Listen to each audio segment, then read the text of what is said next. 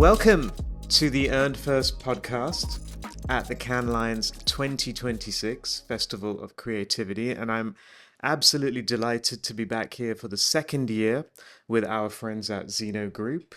We're going to be talking about the agency's very interesting Clarity 2030 research, but first let me introduce our podcast guests, of course, from Zeno Group, Chief Executive Officer Barby Siegel. Barby, welcome. Thank you. So happy to be back here, Arun. And Global Chief Client Impact Officer, Thomas Bunn. Hey, Thomas. Arun, thanks for having us. So I hope you are both having a good week. It's still Monday in Cannes, so I don't know when people will listen to this, but we're still relatively early in the week. Before we start talking about the research, I wanted to ask, as always, how's the market looking for Zeno? How are you looking this year? It hasn't been the easiest of periods for the public relations sector. But Zeno always seems to do well regardless. So how are you doing? Thank you for asking. So this is actually a really interesting time to be talking. We are coming to the end of our fiscal year, the end of June. In fact, while here, I'm working on my end of year remarks. And we have worked hard. It has been a very challenging year, but I am delighted to say that for the end of our fiscal year, we will report growth and double-digit margin. So I am really pleased with that. But of course, a measure of an agency is both financial and reputational. And we made a lot of moves this year, some of which we're going to talk about, that I think sets us up very well for this changing world and also to head into fiscal 27 with some real strength and competitive edge. Okay, well, that's really good to hear. It's always good to hear, I think, when agencies are growing, because like you said, this is not the easiest of markets. It's interesting also, I think, because we are seeing growth come from different sources and maybe not the usual places often. And that, I think, comes to life in Cannes because there are so many CMOs here. And increasingly, we're seeing perhaps reputation issues taking more and more precedence on the CMO agenda in a way that I don't think we would have seen a few years ago.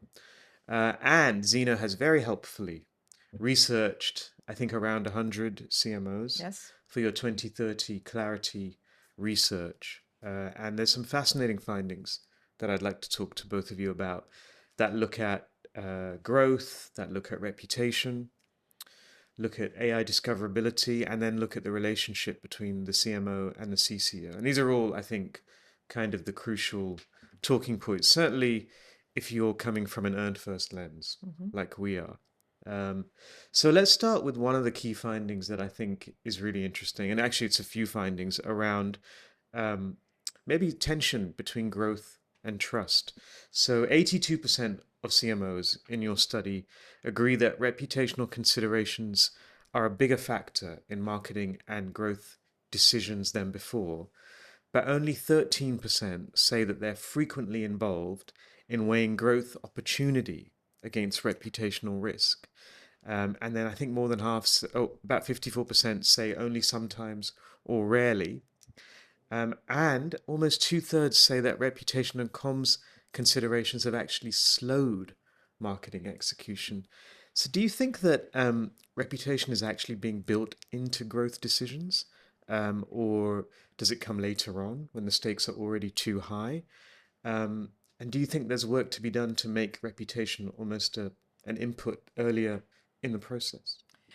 This research has proven to be so rich. I think we could probably do a podcast episode for each of the findings. I'll just share a few thoughts and turn it over to Thomas. We have been partners on this research. We began the Clarity 2030 platform about a year ago, and we launched it at Praxis to really look at then how ready communicators were for 2030 and also the impact of the rising influence of communications. And what we found from that study, which is important context for this study, is that indeed it validated that communications has moved from being a manager of the message to a driver of strategic growth. Fantastic. That is where we want to be. Communications in the C-suite, across the enterprise, really impacting business. And so the logical next move was to talk, as you said, to CMOs to understand what they understand about the role of communications and reputation, not just as a protection mechanism. The brand is in trouble, we need the reputation experts, but really, how do we embed reputation at the very beginning of conversations? We've talked for so many years, Arun, about integration, and that's great, and that's now a given. That's not what we're talking about here. What we're really talking about is marketers understanding that reputation is a key driver of business growth, and that in fact communications leaders and marketing leaders have an opportunity to co-own growth, because what clarity has shown us is that the remits for both communications leaders and marketers has vastly expanded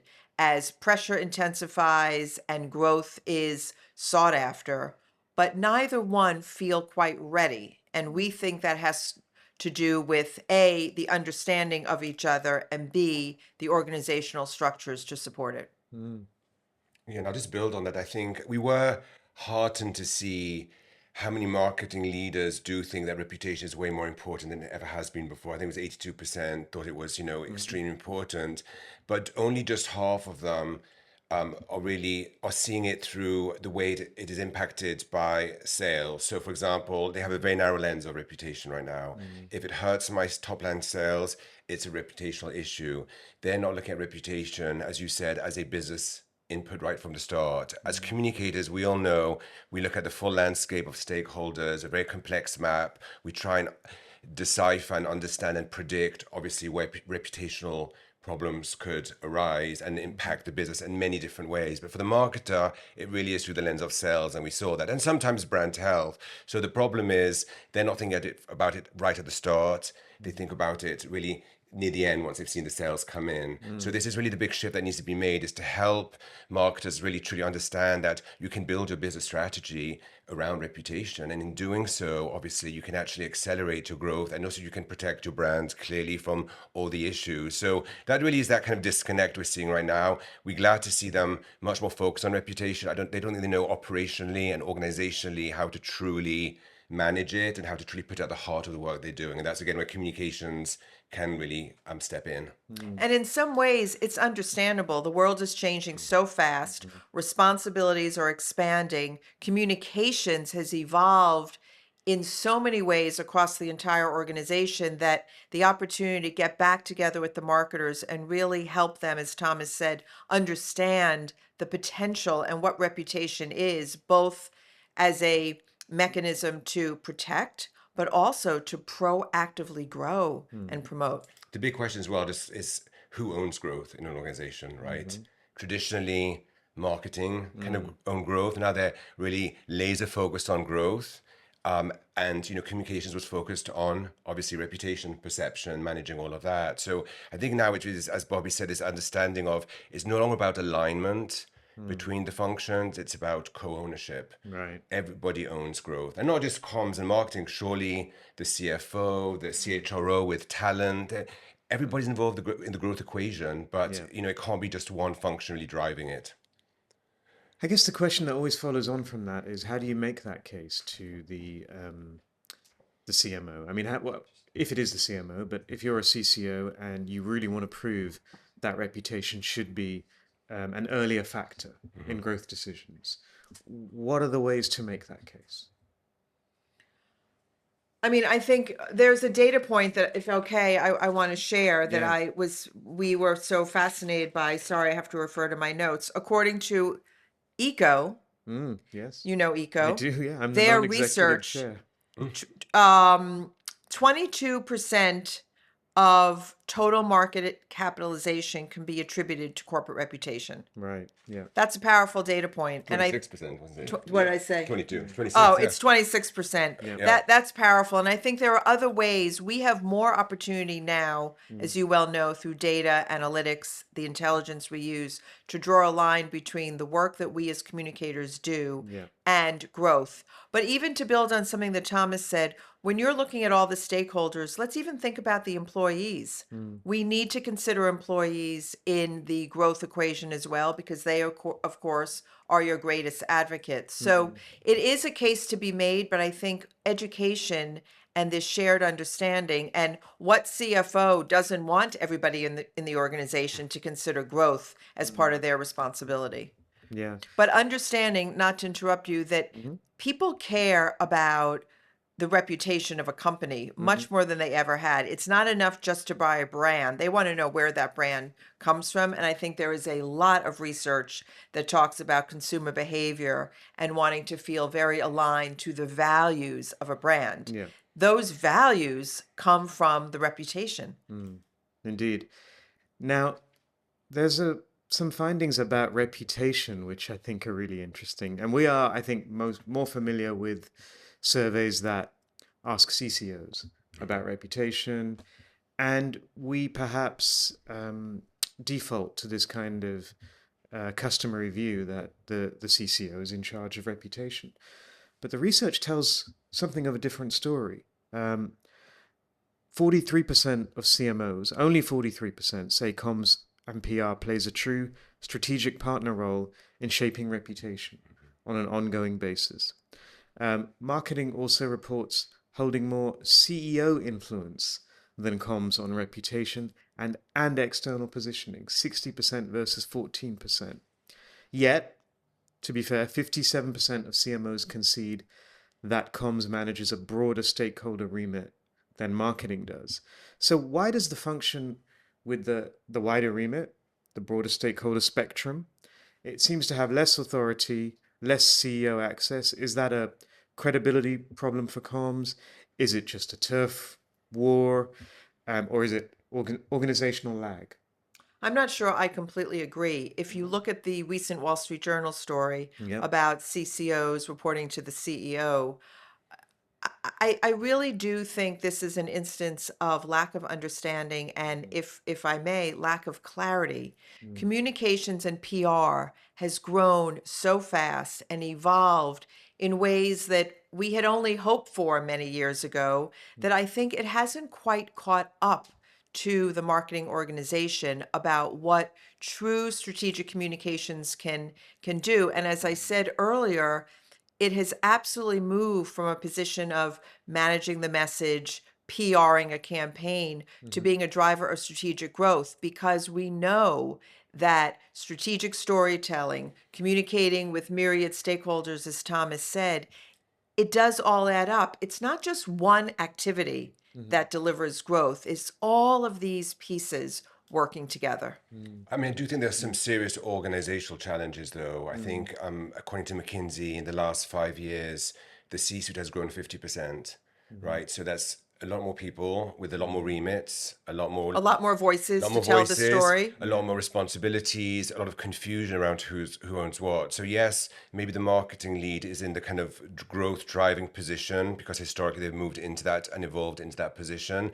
But now that is also spread across the organization. So it really is challenging to kind of galvanize and get everyone together. And that's why we were so interested in our research to find that the most important skill for 2030 for marketing leaders was cross organizational influence. Yeah. When we did our original clarity research a few months back, for CCOs, it was creativity and judgment were the top skills, right? So creativity, not meaning come up with beautiful creative campaigns, but finding creative solutions to problems. We assumed when we got the research in that, the CMO would have a similar, creativity and human judgment would be the rising skills. It wasn't. It was cross-functional, cross-organizational influence, which just tells us that this CMO is really having to figure out how to pull all the right levers, exert the right influence without added authority across the organization. I think that's where really that the CISO has an opportunity to really help foster that working relationship in interesting and new ways to make it better. And there are many CMOs out there, many clients of ours that understand all this. Yeah. We don't want to make broad generalization, but according to the research, there is plenty of room for more conversation. We're going to be convening a dinner with you later this week, bringing CCOs and CMOs together. I mean, one of the most popular CMOs here is Todd Kaplan of Kraft Heinz. Mm.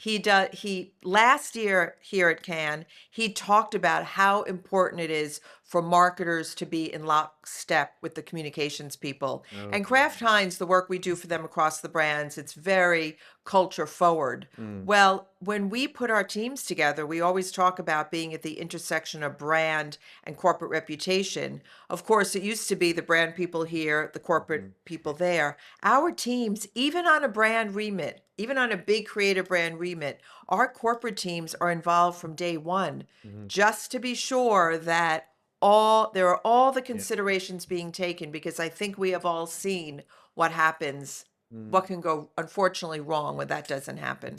Yeah, and I would imagine actually that the CMOs that you work with are probably predisposed or they've been well educated and they probably understand the relationship with the CCO, at a more sophisticated level perhaps than maybe some of the respondents to the research do in organizations that are perhaps more siloed. Um, But we have clients who the marketing and communications function resides with one leader. yeah, We okay, have clients where we are asked to work together, yeah, and we have clients where it's quite separate. And right. that was a very key impetus for doing this research, because there are so many models out Yeah. there. But I would think you can kind of sometimes be the bridge yourselves, right? I Yes, would imagine absolutely. that happens too.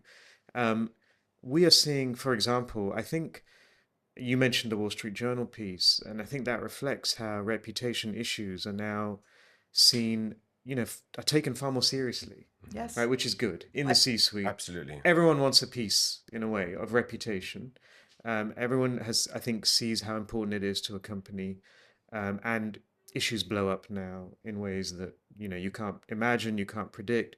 CEO turnover is higher than ever, as well. So perhaps it's not all that surprising that even CMOs think that they should be the ones leading on reputation I because know. it's a bigger issue than and I think you know. we also have to make sure that we see that reputation very broadly. It's not just, let's say, protecting the CEO. Hmm. That is a piece of it. But if you look at the data, Arun, on earned media as being so important, and we know in the age of AI, earned media is vital, Mm, that needs to be a strategic communications function around storytelling. mm, So I just want to be sure that when we talk about reputation, it's a very broad yeah, definition. It's what happens with the CEO and the C-suite, but it's what happens with storytelling, how we engage with our employees. It's all of that. yeah, absolutely. Although one thing I will say, which has surprised me this week, is I've seen a couple of sessions I think on the fringe agenda, where CMOs are talking about geopolitics, which is not something I would have expected to see. Which is so exciting because in our research, geopolitical factors, I think, rank the lowest in terms of considerations that CMOs make when they think about reputation. As I said to Right. you before, sales was Yeah. the first one. There was brand, health, etc. But things like employee, even media, and Mm, investor relations, all those yeah. things were in the single digits. Yeah. Meanwhile, when you ask CCOs what's their top reputation issue now, it's almost always geopolitics, right? Absolutely. It's kind So of like the reverse, isn't it? yeah, I never thought of it that way, reverse pyramid. It is, I'm an optimist. You've known me Mhm. long enough, but it is an exciting time to do what we do as communicators, as marketers, but it is also a complex time. Yeah, And to us, let's use all the tools at our disposal, and let's make sure that we have that co-ownership between communications and marketing for growth. absolutely. So let's talk about AI discoverability as a very big topic here in Cannes this week, as you'd expect. Um, and of course, I think within the comms world, this has been a real driver for consultancies, and has also just driven a lot of conversation. The potential resurgence of earned media because of its Not influence. potential; So, it so has the it has resurgence. resurged. Yes, the resurgence of earned media because of its authority and Yeah, influence yeah. with answer engines and LLMs and so on. Now, 77% of CMOs in your research say marketing owns AI AI search, sorry, discoverability today. Only 1% say comms PR does. Um, but at the same time, 83% of the same CMOs say earned media is more effective than paid media at shaping how brands show up in AI generated answers. I think it's 7 out of 10 say earned media has become more valuable, but it also ranks below search optimization and analytics tools in terms of the budgets. So again, that throws up an interesting, tension. Earned media and credibility signals are what AI systems actually reward. So shouldn't comms have a bigger claim on that territory? And shouldn't marketing be spending more money on it?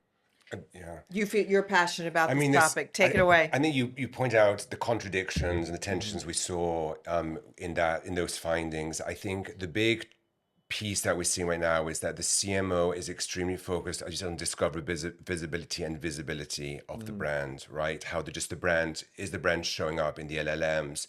The larger issue, what is concerning, tucked away in that data, is less than half are concerned that the AI is misinterpreting their brand. That's right. Yeah. So we have this on the ground with our clients, right? Everyone's focused on, am I being found? Am I being found? It's critical to my business, of course, but am I being understood or perceived in the right way? And they're not paying attention to that. And that's another reputational issue that is very concerning. So from that perspective, I feel it's not about who owns what, it's about co-ownership. I think there's room for marketing, again, in terms of, they are traditionally overseeing search, to really, be thinking about that, and then have comms obviously as a partner to it. We did think that it was pretty staggering, obviously, that thankfully, although CMOs really recognize that earned media is much more effective, clearly, with the LLMs than paid media is at, at boosting discoverability, but the fact they're not willing to invest more in it is just, again, very surprising to us. So again, the question begs, where does that budget sit? Is it they're not putting the budget because they don't control that? It's just a lot of questions there we need to unpack, to be honest with you. But I think it's just interesting just to see again that reputational piece of AI search is definitely missing. A lot of our clients sit down with us and we have those aha moments with them where they're like, oh, wow, there's a whole other part to this I didn't think about. So a lot of the work that we do at Zeno with our Geo Fluent product and Geo is really help them understand that two sides to this equation. You need to be found, but you need to be understood as well. And that is such a great opportunity for communications and marketing to come together to bridge that gap and to open up new types of conversations. Is there a risk, perhaps, that the CMO, the marketers, are viewing AI discoverability almost as an advertising channel? I think so. And again, I think comms, we've taken a different approach now with AI. I mean, we speak to our clients. I talk to business to business communications, B2C, but it's also B2M, business to machine. Like we treat AI as a stakeholder now, right? In communications, we have comms plans built around how we're going to reach the machines because that's how we see it very much so as a stakeholder that could have reputational impact on the brands that we take care of and champion. And I think that's where the marketers aren't seeing it that way. They, as you said, they're really seeing it as a channel again, search. So I think it just requires a different mindset. And I think that was definitely some of those findings there where my head was kind of spinning, saying, wow, they want to own it. But they don't understand the reputational impact. They know that earned media is so important, yet they don't want to spend more on earned media. So I think there's a lot there to kind of figure out. I think that will be the ongoing conversation. But I always say to our communications clients, this is your chance to walk into the CEO's office to talk about GEO, AEO. It's such an important topic, and we are the ones who really can influence it in the most effective way. And again, it's an opportunity to really kind of rise to the challenge and go to marketing and say, let us help you, versus fighting about it. So again, co-ownership again there. Yeah. I mean, that finding you mentioned on misrepresentation, that is a very interesting one. That the lack of concern, or the less concern about a brand being misrepresented in these answer engines. Because it's not enough to be found. Yeah. It's Right. what are you finding beneath the surface? Yeah, exactly. I mean, and so many reputation issues are surfacing and are going to surface via answer engines now. Probably requires a stronger CMO-CCO partnership. There's a lot of data about that partnership in the study as well. Marketing leaders cite a few barriers to closer collaboration with comms. They tend to be around things like different working speeds, which is a little bit of a surprise to me because I always thought comms were, it was a pretty fast moving function, and the media moves quickly. Resource constraints is cited, mismatched success metrics. Um, so those are cited more often than, perhaps structural or ownership issues, which I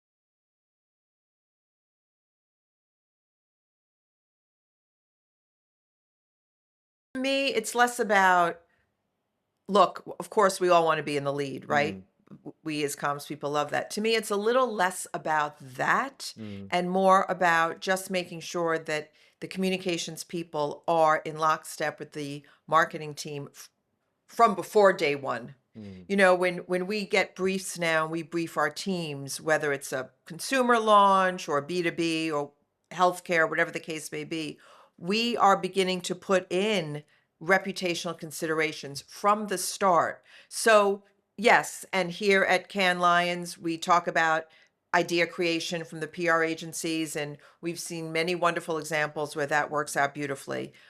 For this big issue that we're dealing with, that's not where I would put all my energy and say we have to be in the lead. mm, Rather, we as communicators want to partner with the communications leaders and the marketing leaders to mm, close the gap so that we can have better work mm, and better impact and outcome around growth, because we will all benefit, we will all grow when that's the case. mm. Because I don't want this to devolve into a turf war. That's not what we're talking about. We want to have a strategic conversation about the role of, we're talking about reputation, but it really is the role of strategic communications in all its facets to be a growth driver. Mhm. Because again, the first tranche of research affirmed that we're no longer just managers of the message. While that's important, communications, and we have the data to prove it, is a driver of growth. Mm, That, I think, is the message that we want to get the marketers to embrace, because we can be helpful. mm, And I wonder if, in a way with communications, you think about like that kind of teenage analogy when you kind of grow really fast and, mm, you're still lanky. Well, that was me anyway as a teenager. Kind of, your body grows faster than, your legs or whatever. And, I think of it, we've certainly got all this influence. We've become so pivotal and important, but I still think there are things that we need to work on. I mm, think you mentioned the speed thing. mm. My assumption is we have to deal with so many different stakeholders, it's so Yeah. complex that if we get, if comms comes in, sorry, marketing with a creative execution and says, "Oh my God, is this going to be okay?" We don't think of it through the lens of just consumers, the end buyer. We're thinking about the employee. We're thinking about investors, maybe advocacy groups. Government. Yeah. All sorts of things. So there is an element of like, there's only so fast you can move, even though we make great progress. The other thing is the metrics and the measurement piece. We Mm, have some work to do there to help the CMO understand really the reputational value of the yeah. work we do on the business. So we all know there's a gap there. Then one you did not mention, Mm, which is something that I think our industry is starting to talk about a lot more, is business acumen yeah. and Yeah. commercial judgment. I think sometimes as comms leaders, we do have, a gap to close there. I think Mm, sometimes we don't speak the same language as the CEO or the CMO, the CFO. We sometimes, mhm, in our comms world, and I think we do need to recognize that sometimes we need to understand the business better or be able mhm, to speak about the business better. And that would give us even more credibility in those conversations. So mm, for me, it's all things that we can close the gap on. But understandably, there's some great clues in the research that really a bit of a blueprint that tells us what we need to work on in order to really get to that kind of perfect harmony and partnership with the marketing teams. I think yeah. Thomas makes a good point on the balance of all of this. What we are not saying, it's only the marketers have to change or change their minds or change their perception. It's very much a shared responsibility, and the business acumen cannot underscore that enough, Mm, that it is not good enough to come to the table, the proverbial table, as a communications person. mhm, You must come as a business person first. mm, And when given a brief, the very first question is, what is the business challenge we need to solve? mm, Forget about communications, forget about the channel. And I think if marketers begin seeing us more in that light, I think that will actually pave the way for us to get closer to them. Yeah, and I don't know. I've always thought this should be relatively straightforward to address. You would think if Yes. you're a senior person heading the comms function, you would think business acumen is something you could take for granted. But it did come through, I think, particularly in the qualitative Yes. findings in the research. There was comments from some of the respondents about business acumen. And again, not making excuses, but our business has moved so fast. Mm, There are still people that need to catch up. yeah, yeah. Let's talk about the future to close. Asked where comms PR could add the most value to the CMO agenda over the next 3 years, CMOs say becoming a strategic partner earlier in the process. Again, at that perhaps that point about speed. They also cite AI search discoverability, building a trusted brand narrative, and earned influence thought leadership, which is, I think those are fairly unsurprising in Mhm. terms of areas. Several CMOs said, and this again in the qualitative point that you mentioned, a deeper understanding of the business itself. So of those different areas, earlier strategic involvement, AI discoverability, brand narrative, earned influence, which of those do you think, if we're going to look at 2030, which of them do you think is the most realistic? What is the capability, perhaps, that you think comms most needs to build the strongest case for over the next 4 years? I think the AI discoverability piece is connected to narrative and Yeah. influence. To be honest with you, they really, for me, they're a little of a cluster that we need to kind of keep moving forward as consistent as quickly as we can. I think we have made great progress with that. Again, a lot of us as comms professionals have seen the opportunity there to kind of really rise and really reiterate the importance of earned media now more than ever before, and owned and quality content. So I do think that's going to continue to be the case. I think the other piece in terms of what I'm looking at is like how we move the needle more from a operational structural perspective and have that honest conversation as an industry to say, not industry is just comms but marketing as well, like, are we building teams the right way Mm, that, in order to you know meet the moment in this ever-changing reality? I think that's what we need to really think about. mm-hmm. The geopolitical conditions aren't going to get any easier, I don't think, anytime soon. Technology is going to keep accelerating and being more innovations down the road. We're watching AI and watching how AI behaves, but we don't know where it's heading either. So Yeah. there's so many uncertain pieces to it. So if we can just come closer as a team and really think through like how we can be stronger together, I think we can just be much more effective Mm, for brands, for companies, um, you know mm, inside and out. yeah. And I would say, I don't think it can just be one item. I think what Thomas is saying is we need to work on all of them because they do work in concert. But Yeah. what I would say is without the deep business understanding, there is no place to go. You must start with that. You must be seen as a Mm-hmm. business person, informed. That's why we're all here at Cannes, Mm-hmm. to soak it all in, to hear different points of view, and to give the assurance to the marketers, the communicators, the CEO that we are going to solve real business problems. And we have many tools to use, but let's first understand the business. Yeah, okay, well said.